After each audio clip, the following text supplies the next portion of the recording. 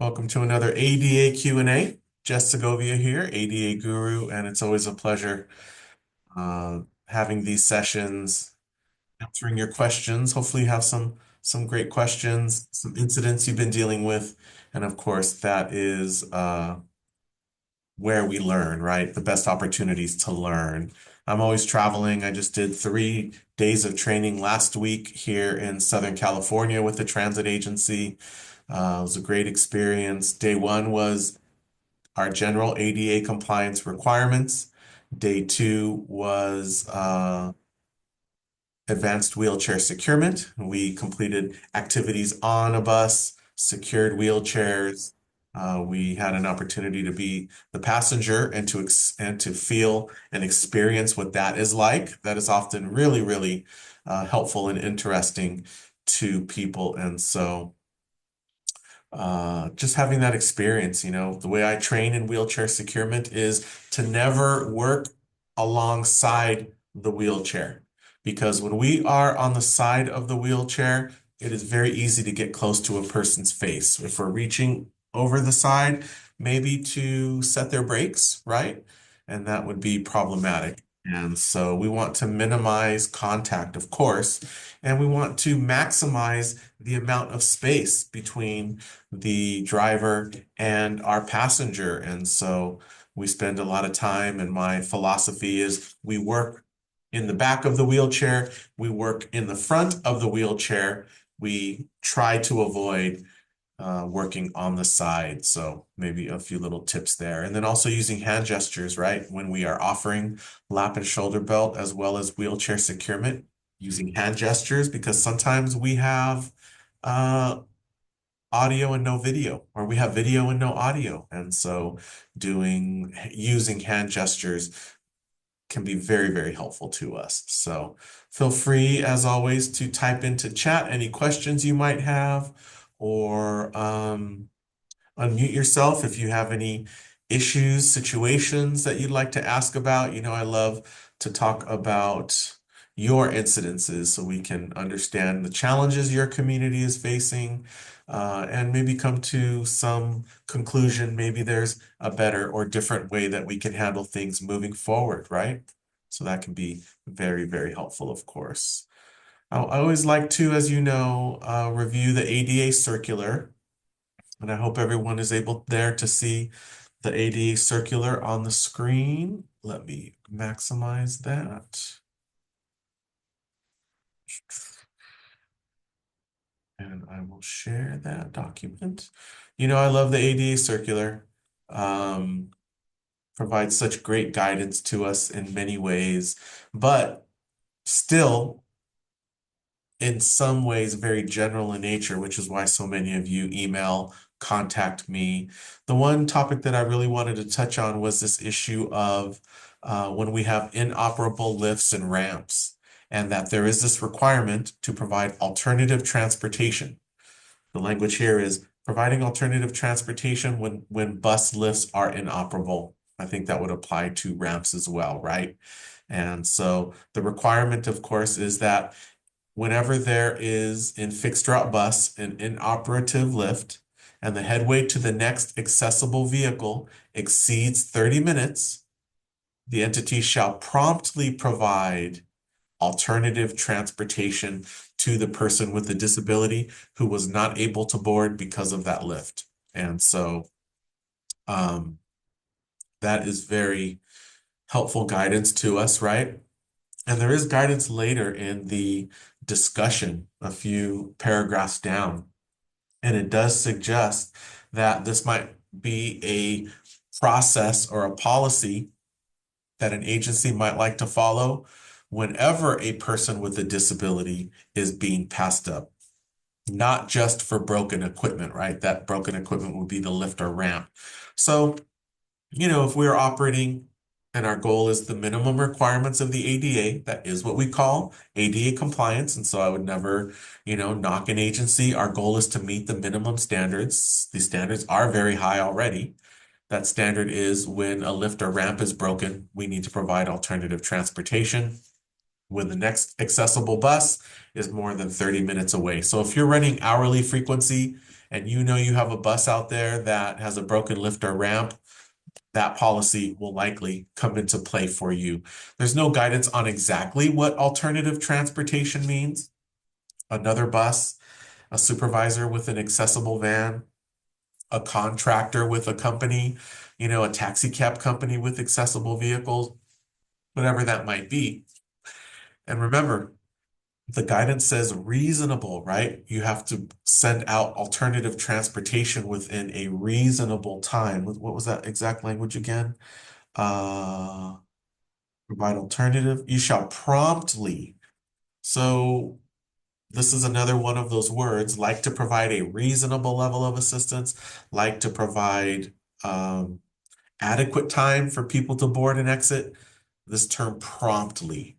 And so uh, it has to be reasonable. It doesn't have a number of minutes per se, but we do need to make sure that whatever our response time is, it could be seen as from an independent party that that was prompt, right? That was a reasonable amount of time, which would mean, quite frankly, probably leaving someone stranded there for an hour and a half, or 2 hours would be problematic, right? I think we can also perhaps come to a conclusion. Let's just say you're offering frequency hourly.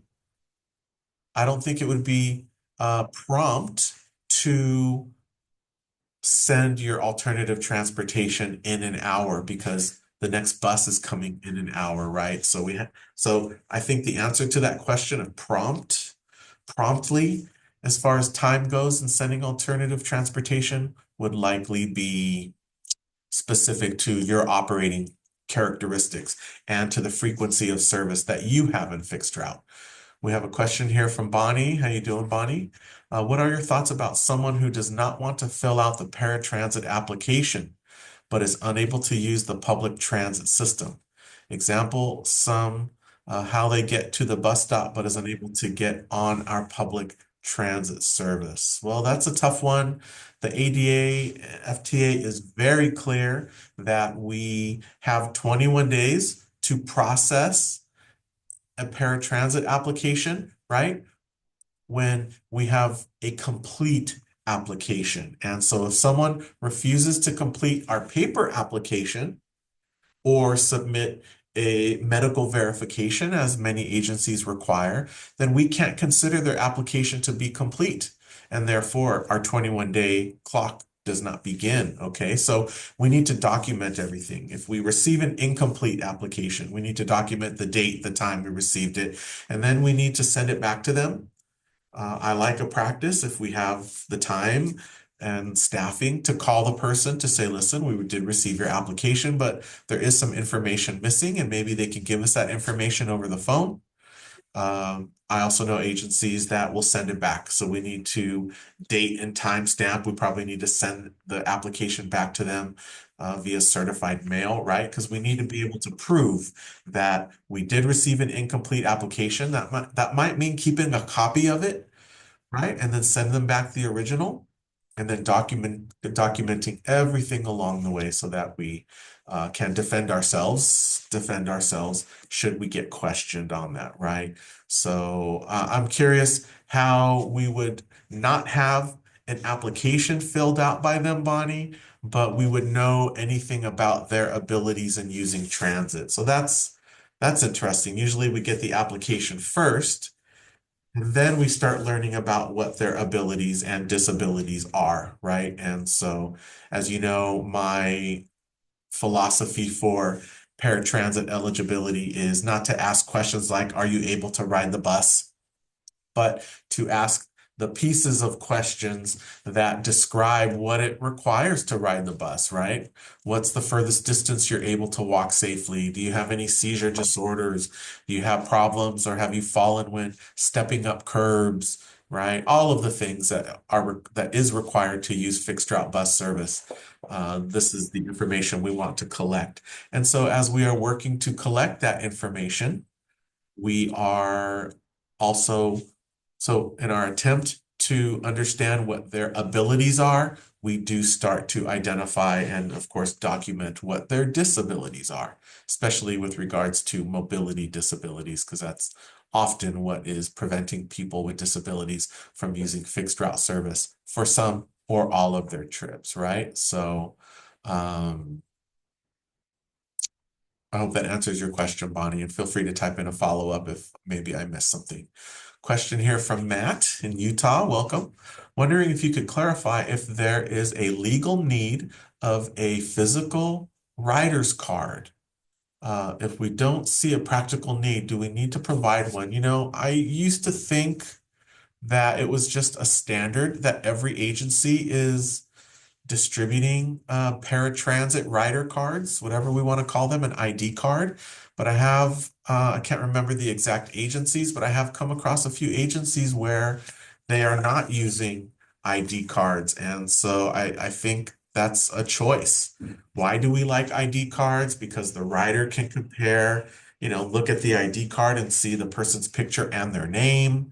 What is to prevent a rider, a family member of an eligible rider, to be waiting for a paratransit pickup, and when they say, "Oh, are you Jess?" and it's Mark, and they say, "Oh yeah, I'm Jess," right? So maybe would they have a picture in the device they have that has the pickup and drop off information, etc. So I don't think ID cards are required, but I can definitely see some challenges that an agency might experience without them. And maybe there are some great solutions to that as well. I'm not sure a smartphone is a great solution, maybe like a digital ID card, only because not everyone has access to smartphones yet, perhaps, or at least an expectation that everyone has a smartphone to use our service. I don't think that's necessarily reasonable, but a lot of agencies are going to cashless, and I think that there are likely some Title VI issues in many communities, but maybe that's what we see as progress in public transit. So who am I to say, right? And several of you chimed in to say we stopped providing ID card years ago. And so thank you, Tricia, for sharing that. So I think that answers your question, right? Don't really need to have one. Maybe it's a good practice too, maybe not. Many agencies are surviving without the need for that. So hope that answered your question there, Matt. And again, feel free anyone to type in to chat or unmute yourself if you have any questions. Going back to our topic of alternative transportation, right? There is an expectation, remember, that all of your vehicles, your fixed route vehicles, are accessible.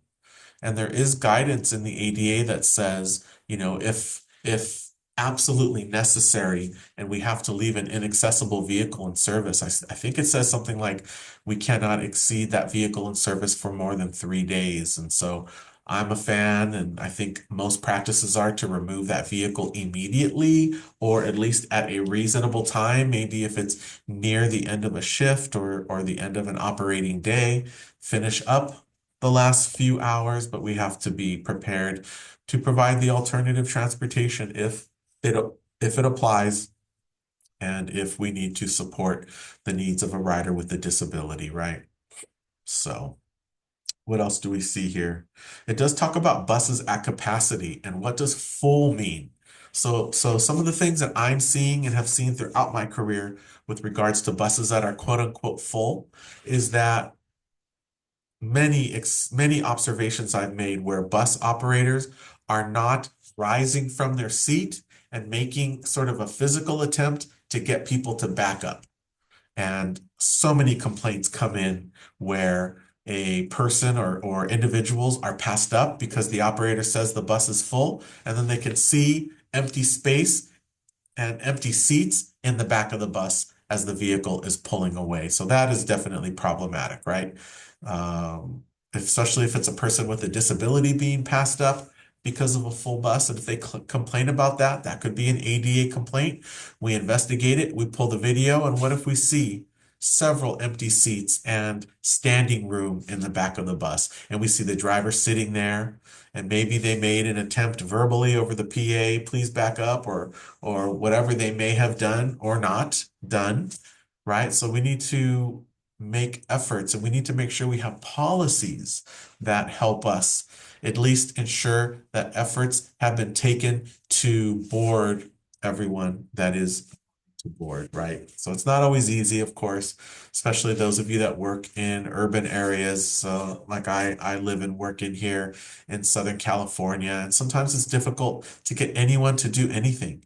And then we have instances, increasing instances of violence against bus operators, and we know that that, of course, is impacting our policies as well, right? I can tell you, I know of agencies that uh, the way that bus operators communicated historically has been changed significantly. It went from enforcing when someone did not pay the fare, and then it went to simply quoting the fare. People were getting beat up, and now it's to the point where we're not even in some of our systems quoting the fare because it could upset someone and then it could lead to violence against the operators. So these issues are very, very real, right? Um, and it's sad, of course, when someone is injured for what feels like no reason at all. And so we have to be really careful about that. In my trainings last week, I worked with an agency here in Southern California, and one of the issues that came up had to do with whether a personal care attendant can or should be allowed to secure a person's wheelchair, the person that they are assisting, right? And my opinion on this, if anyone is asking my thoughts, are that there's only one person on the vehicle that has been trained to use the equipment safely, and that is on a bus operator, and on a van driver, right? And so, from the liability perspective, if I were crafting policies, I would not allow a personal care attendant to secure someone's wheelchair. Okay, what would I do? I would allow for perhaps the personal care attendant to attach the seat belts. Okay, I think seat belts are to some degree kind of universal. And so maybe that would be something that I would be comfortable with, unless the system is complicated or designed in a way where there is the potential for someone to get injured who does not know how to use the equipment. So maybe just to be safe, our policy covers everything, which is no, no one can use the equipment other than us. I mean, would we ever entertain a PCA's request to use the lift or the ramp, right? Like to control it. No, we would never do that, right? That is accessibility equipment. So if we bring that standard forward, they're not trained on that equipment, right? We bring that standard forward. Perhaps it's not a great idea to let people do that. So I'm going to share a flyer with you, and as you know, I do have I had to sort of postpone um, reschedule my training in paradise, as I call it, right? This is going to be in Honolulu, Hawaii in October now. And so I did post in there a PDF of this flyer. It's going to be 3 days of ADA training. The topics, I'll review some of the topics with you a little later. I touched on some of them last week, but really the time we spend together is about understanding how we are an ADA compliance professional. How do we create processes that we can repeat, that will give us data, and it is out of data that we make decisions on what the content of our refresher training will be, right? Processes that will lead to properly providing oversight. Some of the guidance in the ADA and in the FTA circular in particular, it touches on the importance of contractor oversight.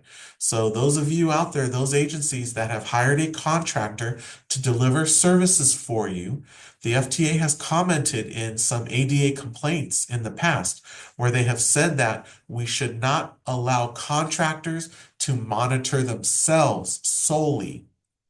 Okay, so what does that mean? That means that yes, they can have processes to monitor the quality of their service, the safety of their service, the compliance of their services, and the way that their employees operate. Yes, but the hiring agency must also have some type of oversight to ensure compliance and safety so that we have, you know, our own perspective, our own observations, and therefore not just allowing a contractor to operate services and to monitor themselves. And the FTA even commented, if I remember correctly, something along the lines of it, like they're not comfortable with the concept of a contractor only monitoring itself and there's no other monitoring going on by the transit hiring agency because it would be too easy to skew and or hide data.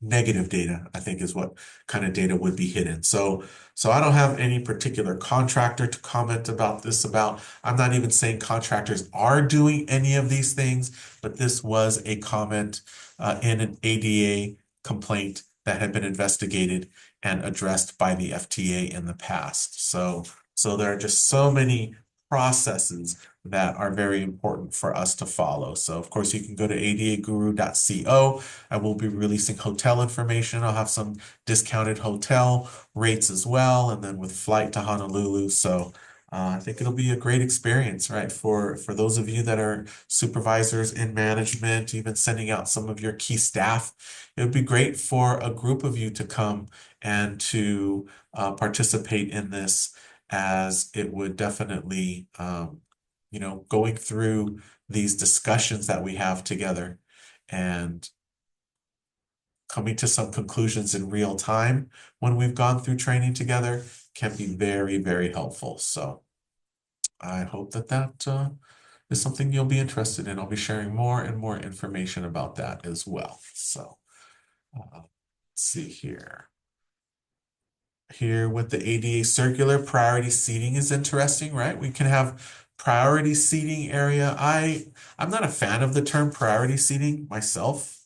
I think we want disabled seating area, and maybe we want the wheelchair securement area. That's what we did on the buses that we were ordering at Los Angeles Metro when I was there. We put blue flooring under the wheelchair securement area with the ISA logo, right? The little wheelchair logo. And we called it the wheelchair securement area. And then we made the first row of forward-facing seats the disabled seating area. And we even put blue felt on those seats, and we put like a figure of a person with a cane as if, or a service animal for visually impaired, to try to send the message subliminally to some extent that this area is for people with disabilities. Of course, we need to acknowledge the fact that priority seating areas are also for elderly or older adults. So it's not only people with disabilities. So we want to be very careful with that, right? As far as enforcement goes, that's where we want to be careful. Here's a question from Julie. Wondering if anyone has suggestions for me when it comes to service dogs. We mean service animals, because any animal can be a service animal, right? Technically. I have a customer that has a newer service dog that is not behaving correctly. The dog cannot go on the lift with her because of the size of her wheelchair. If the service dog goes on the lift first, he has to either get into the garbage or does not stay. So now we have a dog, an animal roaming the vehicle unattended, right? That would be problematic. Drivers do not want to be responsible holding the leash for the dog to go on the lift. I don't think we would want that either, quite frankly, from the management perspective. After the customer has entered the vehicle, I have suggested her service dog get more training, and she gets very defensive. So those of you that have been following my work for years and years, you know I am going straight to safety. Okay, we do not have to, and probably and should not do anything that puts our operators or anyone else on board in jeopardy with regards to their safety. And so a couple things come to mind. Number one, the animal cannot safely stand on the lift with the customer. I wonder, is it possible for the dog to sit on her lap? But if the animal is too large or she's not comfortable with that, perhaps that is the problem, right? Because you mentioned size of her wheelchair is very large. Is it possible that the dog be on her lap when she's boarding? So that's one thing I would look into. If we have a real safety concern here with regards to the dog not being able to ride on the lift, and I hope we have a policy where we can refer to the fact that we do not let our drivers take possession of a person's service animal.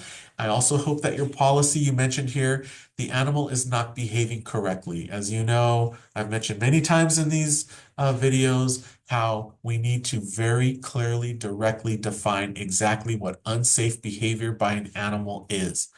Barking, growling, barking incessantly, growling, nipping, lunging, roaming unsecured, defecating, urinating on the vehicle, right? We need very specific descriptions of unsafe behavior. And so if any of that is occurring, like the animal would be roaming the vehicle unattended while we are boarding the rider using their wheelchair, that would be a safety violation, right? And so we can do something about that. Now, this is where, as I always say, the real work begins when we have decided to deny services. Okay, so let's just say the animal is acting unsafe, there's no solution to this, and we want to deny service. We need to document the you know what out of this, speak with the customer, inform them of what the ADA requirements are, what the ADA allows us to do, what our policies that are a reflection of ADA requirements state. We send this all to them in writing and we let them know that we are awaiting a solution and that perhaps services will be denied until we have a solution that ensures that everyone is safe. So that's a lot of work.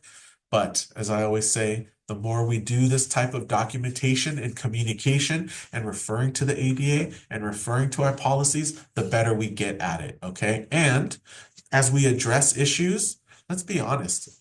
Let's just say there are a couple dozen issues that we are regularly addressing over many years worth of time. So once we have addressed something in writing, we can just pull it back up and revise it and make sure it's applicable to this particular situation. So we don't always have to be recreating the wheel every time. So I hope that's helpful, Julie. Yeah, the dog is large and cannot sit on her lap. I understand. So we're left with perhaps having to deny services because of this unsafe situation that we have documented and that we need them to propose a solution to this. What are some solutions? A smaller wheelchair, I suppose, a different vehicle, if you have a larger vehicle with a larger lift, but that would be as an accommodation. So you get to decide whether you want to provide that accommodation or not. You create a policy to allow the operator to take possession of the service animal, or they travel with a personal care attendant who will take possession of the animal until the person is on board. So there are lots of solutions. Quite frankly, we cannot identify what the best solution for the rider is. We can make suggestions, but as you know, the ADA does not allow us to require the use of personal care attendants. So we could simply make a suggestion. Among some solutions include, and then you could share the ones that I named. So glad that's going to be helpful for you, Julie. You're very welcome. Another comment from Matt. My agency is looking at redoing our rider's guide and wondering what suggestions you might have. Oh boy. Well, I regularly update and or create from scratch rider's guides in ADA paratransit for agencies, Matt. So I mean, what guidance? I don't know that I could provide guidance per se here in this webinar because it's such a big topic and it covers so many elements. But if I could, be a resource to assist you with that process if you like. It's difficult when we talk about shrinking our rider's guide down because we need to make sure that all of the information that a person would need to understand the service and how it is being delivered, as well as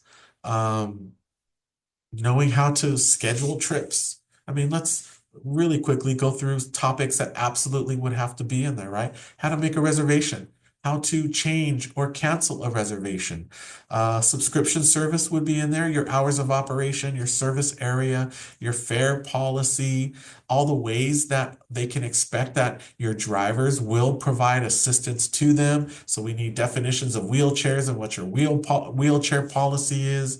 We would need your no-show policy in there, and that's at least a page or 2 pages long, depending on how much description, how to appeal a no-show, right? Circumstances beyond their control. We need to talk about the 30-minute pickup window. We need to talk about our 5-minute wait time window when we arrive to pick someone up. We need to describe that maybe our base level of service is curb to curb, but the ADA requires that we provide origin to destination, and then we need to describe what origin to destination is, and then a policy on visitors, right? I mean, I've just touched on maybe half of the topics that I think should be in a rider's guide. So, is it possible perhaps to maybe lighten the length, reduce the length of your rider's guide down a little bit? I'm sure that there would be. I'm sure there are ways that we can turn a paragraph into, a sentence or two, maybe. But these documents are just long. Okay, I've helped agencies create some that are 35 pages long. A lot of it too, remember, is how it's formatted. So if you have a small document with a lot of pictures and graphics, you're going to have a longer rider's guide by pages. So I wouldn't really focus on pages. I would focus on what information do we absolutely need to have, and does it say things exactly the way we want it? Once we are comfortable with that, now we move forward. And the length of it is what it is, right? The size of your pictures and graphics will impact the number of pages. And so the size of your font, you know what I'm saying? So lots of issues to deal with there. So I hope that's helpful, Matt. Please do reach out to me. You can email me info@adaguru.co, and I'd love to, provide a little more guidance or provide some pricing to you on when I help agencies with that work, whatever I can do to support your efforts. Okay. Well, our time is over. 30 minutes just flown by like that. So, all of you are able to reach me. I do have an ADA paratransit eligibility workshop scheduled for March 11th. So please feel free to register for that. You can go to adaguru.co. And as always, I'm a resource for all of you. Call me, email me your questions, attend my trainings, right? And any other ways that I can provide assistance to your organization, please do let me know. And I hope I can see, a good number of you in Hawaii in October. So it might be good to start putting the budget together to get into next year's budget, right? If you're on what would that be? A July to June budget. Anyway, all right. Thank you all so much for your time and attention. And I will talk to you soon. Bye-bye.